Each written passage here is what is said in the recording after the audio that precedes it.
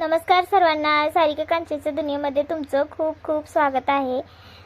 तर कालचा ब्लॉग तर तुम्ही बघितलेलाच आहे। आम्ही यात्रेला गेलो होतो।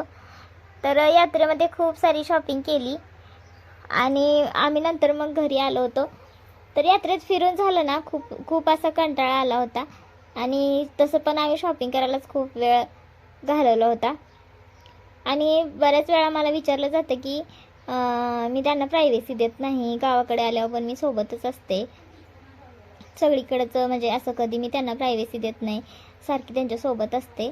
तर त्याविषयी पण मी व्हिडिओमध्ये पुढे बोलणार आहे। तर व्हिडिओ तुम्ही शेवटपर्यंत नक्की बघा। तर इथं आम्ही सगळे दमून आलो होतो आणि बघू शकताय सगळेजण। आणि ही आहे ओजस्वी, म्हणजे आबूची पोरगी। आता आबू कोण आहे तर ते तर तुम्हाला माहितीच झालं असेल। आता 2-3 दिवस झालं त्या टॉपिकवर मी व्हिडिओ अपलोडच करते। आबू म्हणजे माझी बहीण आहे आणि ती आता इकडे आली आहे माझ्या माहेरी, त्यामुळे आम्ही सगळेच जण आलो होतो।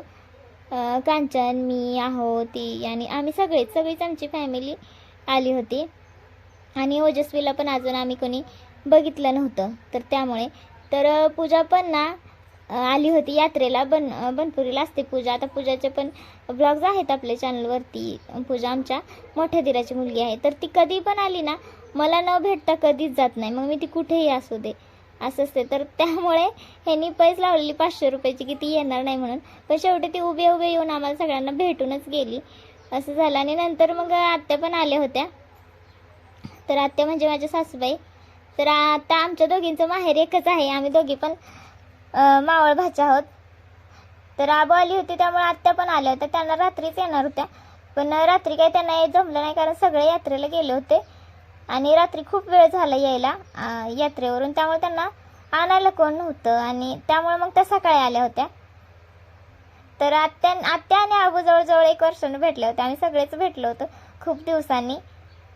तर खूप छान वाटत होतं सगळ्यांना, सगळेजण एकत्र आले होते त्या दिवशी। आत्या पण त्यांच्या माहेरी आल्या होत्या आणि आम्ही सगळेच, कांचन, मी, आहो, तर खूप भारी वाटत होतं।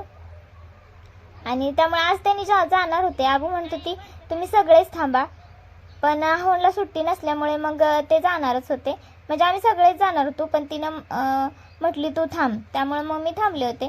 नंतर मग कांचन आणि आहो गेले। कांचनला तर खूप राहू वाटत होतं तिला, ती म्हणत होती तुम्ही जावं वाटलंच तर, पण मी राहते। पण मी म्हटलं असं दे जा, मग कारण धान्य पण घेतलं होतं आम्ही। धान्य आम्ही नेहमी गावाकडूनच नेतो, तर हे गहू वगैरे होते आणि बाजरी पण न्यायची होती, त्यामुळे मग ते गेले आणि आहोला सुट्टी नसल्यामुळे ते गेले। तर कांचनलाच खूप राहू वाटत होतं, तिची खूप इच्छा होती, त्यामुळे पण म्हटलं जाऊ दे आता। मग मी थांबले होते, कारण कसं आबू आले ना मी थांबतच असते। आणि ती प्रेग्नेंट होती, त्यामुळे तिला ना जरा प्रेग्नन्सीमध्ये कॉम्प्लिकेशन्स होते, त्यामुळे ती इकडं आली नव्हती, ती ओडिसालाच होती। त्यामुळे आई पण तिकडेच होती 6-7 महिने, त्यामुळे मग मी जास्त करून माहेरी जास्त येत नव्हते आणि आले तर कांचनच्याच माहेरी यायचे। तर त्यांनी मला खरंच आईची कधी कमी नाही भासू दिली, त्याच्यामुळेच छान वाटलं। मग त्यामुळे मी जास्त माहेर येत नव्हते। आता बऱ्याच वेळा कमेंट येतात की तू त्यांच्यासोबतच असते, प्रायव्हसी देत नाही, थोडंसं माहेरी जात जा, असं करत जा तसं करत। आता या कमेंटचा आमच्यावर काही परिणाम होत नाही, पण माझं माहेरी न राहण्याचं कारण एकमेव हे होतं। तसं तर वर्षात मी येतच असते, येत जातच राहत असते माहेरी। ती पण तिच्या माहेरी जाते, मी पण माझ्या माहेरी जाते, असं असतं। आणि जास्तीत जास्त करून आम्ही माहेरी ना तिच्या पण माहेरी असलं तर आम्ही दोघी जात असतो आणि माझ्या पण माहेरी असलं तर आम्ही दोघी जात असतो, असं असते। कारण दोन्ही पण आईवडील आम्हाला त्यांच्या मुलींप्रमाणेच म्हणतात। मग कांचन आली नाही की पप्पा म्हणतात कांचन का नाही आली, आई पण म्हणते ती नाही आली। मग मी जर नाही गेले तिच्या माहेरी तर तिची पण आई म्हणते ती नाही आली, तर असं असते। आणि पप्पा तर आल्या विचारत होते कांचन नाही का थांबली। पप्पांचं म्हणणं होतं दोघीजण थांबतील आणि 2-3 दिवसांनी जातील, पण म्हटलं काजल पण इकडे होती, राहुलची, त्यांनी सगळेच, त्यामुळे जेवणाचा प्रॉब्लेम होता, त्यामुळे ती राहिली। तर पप्पा खूप नाराज झालते कांचन नाही थांबली म्हणून। तर आता सध्या तर मी माहेरीच आहे, आबू, अंशू सगळेजण आले त्याच्यामुळे। तर खूप छान इकडलं पण वातावरण आहे। तर भेटूया आपल्या नेक्स्ट व्लॉगमध्ये। आणि हा व्हिडिओ तुम्हाला कसा वाटला ते मला कमेंट करून नक्की सांगा।